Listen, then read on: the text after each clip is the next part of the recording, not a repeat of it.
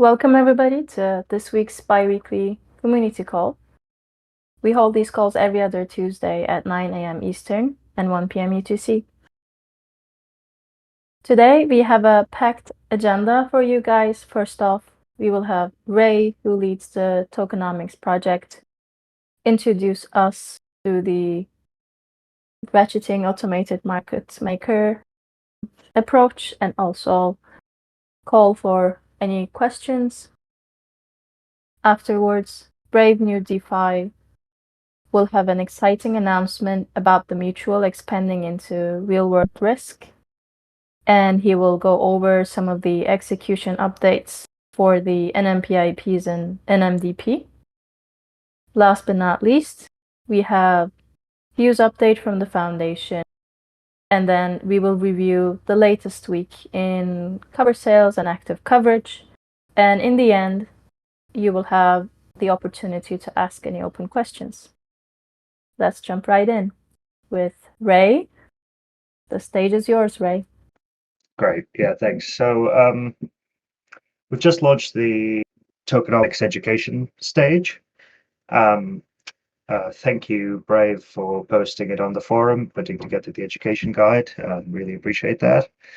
And our goal is to basically have a meaningful conversation when it comes to talking about the parameters of the model.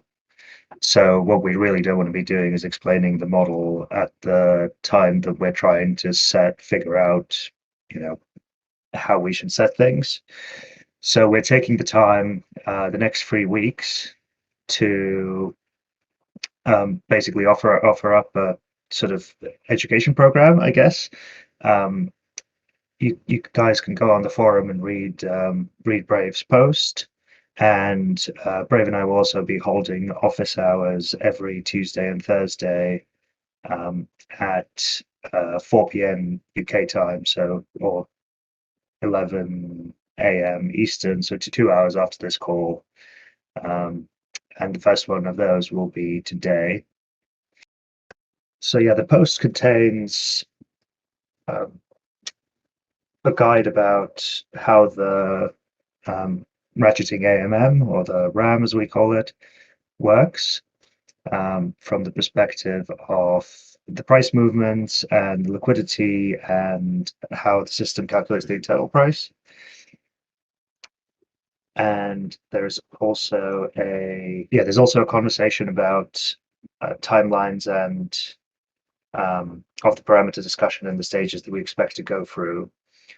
What we're hoping for is to have a conversation along the lines of kind of questions that humans can understand. So instead of going, should we set this parameter at 0.1 or 0.2, we hope to answer more kind of straightforward questions, things like, okay, how much ETH should we put in the pool in the next 6 months, or how long should it take for us, assuming maximum exits, to get down to the MCR threshold.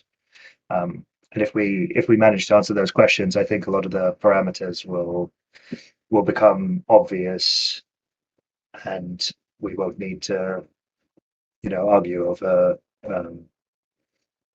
numbers. Yeah, that's pretty much it. So anyone interested in learning more about this, please read the forum post, and if you have any questions, then reach out. And we are holding we're holding the first office hour in 2 hours time. So hopefully see some of you there. Thanks, Ray. I think it's an amazing idea that you guys are holding office hours. Very useful. Brave, would you like to go ahead with the retail mutual? Absolutely. Yeah, so this morning I'll take some time to talk about a deal that closed last week when a discretionary mutual in the UK bought excess cover from Nexus Mutual. So this marks the first example of real-world risk being passed on chain. And for those of you who aren't aware, the retail mutual is a UK-based discretionary mutual with more than 5,000 members. They formed about 20 years ago to offer protection for specific risks that people who are running retail businesses in the UK are exposed to. So last week they purchased a little more than 2.3 million in excess cover, And with this cover buy, Nexus Mutual is using on-chain capital to offset risks in the real world. So this is the first time that somebody has passed risk on-chain and used on-chain capital to cover excess losses. The retail mutual is specifically using this excess cover to pass on excess losses for fire, theft, and accidental damage risk. This is notable because underwriting capacity in traditional markets is severely constrained. Capital is just not there for certain types of risk, but with the V2 protocol, we have the infrastructure now to have people pass traditional risks on-chain, offset excess losses, and then expand protection in traditional markets. So there's a lot of opportunity here for expansion. With the retail mutual and other kinds of risk like this, with additional excess cover deals, members can tap into a new line of business that's not necessarily correlated with crypto markets. And with that, we can provide a new and steady stream of revenue for the mutual over time. So adding more revenue into the capital pool from cover fees that are earned from, again, risk that's not excessively correlated within crypto native markets. And I think one thing that's really notable here that I want to highlight is a little over 4 months ago, V2 actually launched, and one of the big benefits of V2 is having this robust infrastructure where we can cover different kinds of risk, whether it's passing off risk on chain and expanding cover for auditing protocols like Sherlock, or it's passing traditional risk on chain with the retail mutual and other deals like this in the future. There's a lot of opportunity to expand into new types of risk, both on-chain and in off-chain markets. So we launched a little more than 4 months ago, and now, now we're actually seeing real-world risk being passed on-chain just a little more than 4 months after launch. So I think that's something that's really important and really big to celebrate. But this right now, at the current levels of cover, there's a little bit more than 130,000 DAI in annualized fees. If they increase coverage over time, of course, that means additional fees in the capital pool. But this is something, again, that's kind of groundbreaking and definitely an industry first for DeFi protection protocols. So we'll have a more robust announcement on this in the coming week. But I just wanted to highlight this here and share this with the community because this is something that's really exciting. You can go and look on the Nexus Mutual Covers Dune dashboard, and you can see the details of this cover buy on there as well. So, yeah, really exciting, and I'm sure in Q's Foundation update, he'll touch a little bit on this as well. But yeah, I will move on to the next slide, and I'll share some updates about recent governance proposals that members approved in the last couple of weeks. Last week, these proposals were executed on-chain, and I'll just provide a brief recap and talk about the execution details on each slide. So moving on to the next slide, NMPIP 196. This one is from the Avant-Garde team. Members approved this NMPIP, which allocated 6,624 WETH from the Nexus Mutual Enzyme vault. This is going to be allocated to Kiln. And again, members approved this. Moz shared an update on the forum. So the Enzyme vault has been reconfigured and the parameters have been updated, but everything will be finalized after 7 days, which this will take effect after the 26th of July. At that time, they will be able to allocate that 6,624 WETH to Ethereum staking within Kiln. So this will add more staking rewards to the capital pool over time. And I know the Avant-Garde team will be coming forward with another proposal to allocate the remaining idle funds in the Enzyme vault to Stakewise V3 once it's launched. And we'll share more details on that as they'll have another proposal, another RFC on the forum at a later date. But for now, once that allocation to Kiln is live, we'll share an update in our newsletter about that as well. But yeah, this one is exciting. We have the other NMPIP 197, which members approved to allocate 14,400 ETH to Rocket Pool's rETH. So this was approved by members, and then this was executed just this past Friday on the 21st of July. One nice thing about this is this was the largest trade that was executed via CowSwap. But CowSwap, which if you haven't used CowSwap before, CowSwap is great. There is a native integration with CowSwap in the capital pool with the swap operator. And when this swap was made, there is an integration that Rocket Pool has with 1inch that allows you to basically, instead of trading for rETH, you can mint directly through the Rocket Pool protocol. So when that large trade was made, relatively minor slippage. I think there was about 32 ETH worth of slippage. Otherwise, that was minted directly in the Rocket Pool rETH vault. So now the mutual has 13,358 rETH held in the pool, and this is roughly 10% of total capital pool holdings. rETH is a little bit different than STETH, which is also held in the capital pool.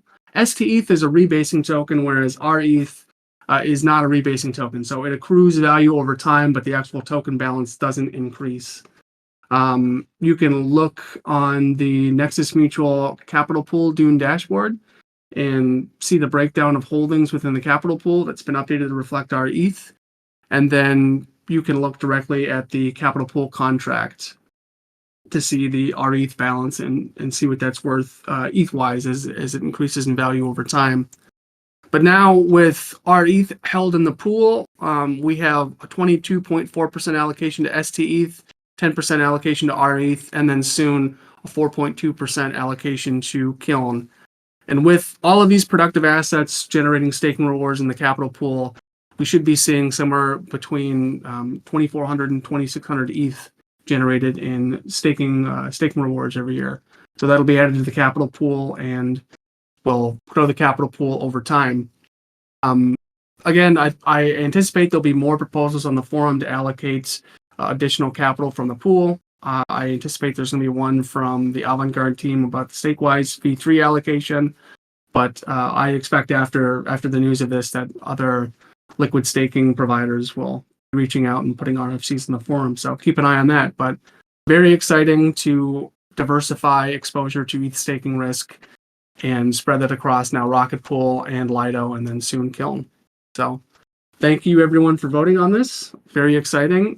In the thread for today's community call, you can see the announcement from the mutual on Twitter, and you can see the coverage that's in the block. It's also in there as well. But I will move on to the next slide and talk about NMPIP 198. This one was to update protocol cover wording. The RFC on the forum gives a pretty detailed breakdown of what those changes were. That was approved by members and it was executed. And so this new cover wording has taken effect as of block 177.13371. You can see the update in the documentation on the forum. If you want to look at the new cover wording, you can find it in all those places, and you can also find it in the UI on the by cover page as well. So with this new cover wording, we're clarifying some of the things that have been excluded over time, but just being very clear about it. We refined some of the protections that we have to clearly define like what sudden and severe economic loss is, and made things a bit more clear and flexible in the cover wording. So you can look at that. If anybody has any questions, feel free to reach out on Discord. Feel free to send me a message or reach out on the forum in the feedback category as well. But yeah, this is pretty much the extent of that one. I'll move on and talk about NMDP number 1, which this is the Q3, Q4 DAO team budget request. This has been up on the forum for a while for review as an RFC. It was transitioned to a Nexus Mutual DAO proposal, and then this was put on Snapshot for a vote. And this was open, I believe, between the 11th and the 16th. So some of the text here, I think, was added here, but the voting period, I believe, was between the 11th and the 16th. And you can find that vote on Snapshot, but that was approved by members. And this will provide funding for the DAO teams for the next 6 months. The DAO teams did have a surplus that's being carried over to offset expenses for some of the existing teams, for the operations team, the investment committee, and the discretionary budget that's used across the teams. But funding has been renewed for the community, marketing, and R&D teams. You can look at the roadmap on the forum, and you can also look at the priorities in that NMDP post, where we outline what our ongoing responsibilities are, a review of the last 6 months in activity for each team, and then what our priorities are for the next 6 months and how those fit into higher level objectives for the mutual. So thank you everybody for voting on the on-chain proposals and on the snapshot proposal. Really appreciate the participation. And in the future, we'll make announcements about any other proposals going on chain. As a reminder to anybody, if you're voting on NMPIPs, full member votes have 100 NXM incentive that is split across all the people who vote. It's not based on how much NXM you vote with, it's based on how many people participate. So definitely look for future on-chain votes to participate in. But I will hand things over to Hugh. We'll give the foundation update. Hugh?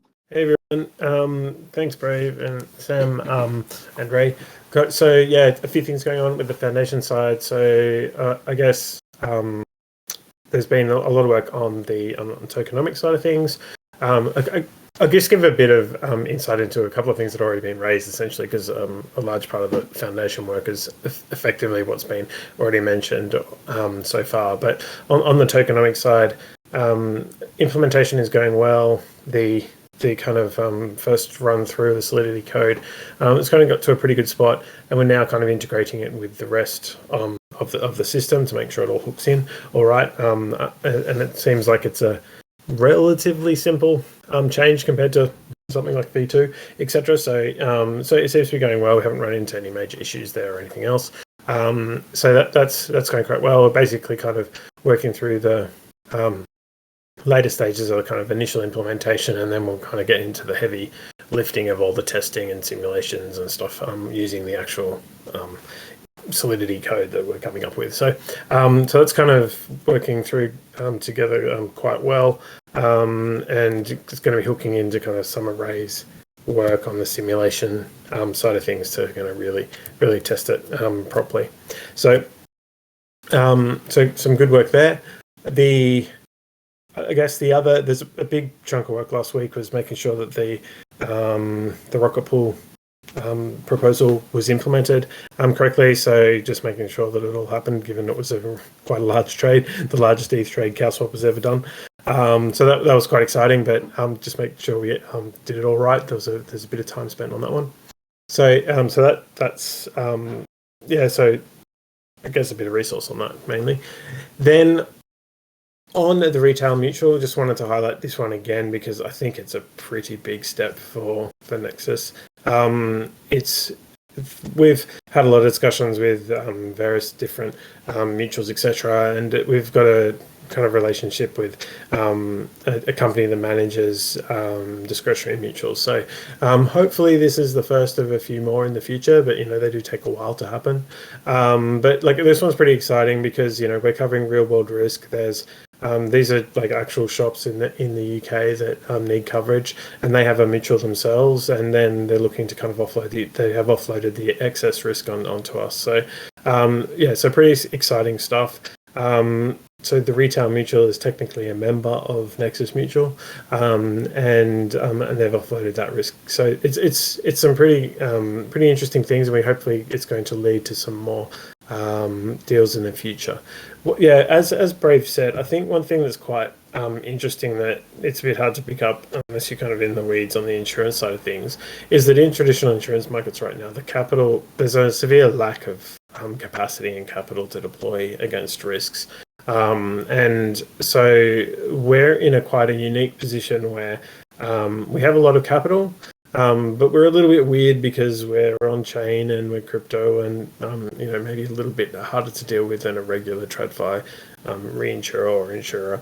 And so there's definitely some big positives there that we've got the capital and we can deploy it. And I think we can. There are going to be more opportunities coming from that space. So on the kind of BD and sales side, we're looking at several of those types of things. And most at early stages right now, but I think the direction is quite positive. And I think in general the kind of model where we've got like Sherlock offloading excess risk to us, again we've got the retail mutual offloading excess risk. I feel like that's a pretty good place for the mutual to play, because it allows other people to do the vast majority of the distribution and the claims management, and the claims side on Nexus is quite simple. Basically, if they pay, we pay, and there's sharing of risk, and you manage it through alignment of interest. So I think there's a lot of good stuff happening around there. It obviously takes a bit of time to execute on this stuff, but it's glad to see the retail mutual one come through. I guess on the sales side as well, there's quite a lot of activity happening on the slashing risk side, and so we've got hopefully a few more deals in the pipeline that we're close to executing, and there's also some kind of partnership announcements like with Figment and others kind of coming up. So I think that the space is developing there quite well. I continually think that the staking area, like ETH staking, is going to be quite big, and I think it's going to attract more institutional money, and more serious players are going to be more likely to buy coverage. So I think that's a good place to be, and we're building a good market presence around that stuff and getting some good inbound people seeking coverage and things. So I think that's a good place to be in as well. So I think that those are the kind of major things from the foundation perspective. Probably just worth another note on TRM that we're going to be the retail mutual. We're going to be making a bit of a splash about this in the crypto press, but also in the more aiming to get into more traditional press over the coming weeks or maybe month, and so let more and more people know about what we're doing. So excited to see that. That's kind of it from my side. Obviously happy to take questions if you have them. Yeah, I'd have a question. Great that you achieved this with V2. I haven't really understood how. So is it an excess of loss type of reinsurance after a certain threshold? But you mentioned that it's a risk sharing. Will that be explained in the forthcoming articles, or how as well is the claims decision made? Is it a discretionary decision by Nexus Mutual? Obviously not, yeah? All claims decisions are discretionary by Nexus Mutual. But the way it works is the retail mutual is a discretionary mutual itself. And there's basically two layers of coverage. There's an excess layer, which means that, and there's a stop loss layer. The excess layer is for any particular risk if it's above, I've forgotten the thresholds exactly, I think it's 250,000 pounds. It's all paid in DAI but converted to sterling. And if any particular claim is above that, then we take the excess layer.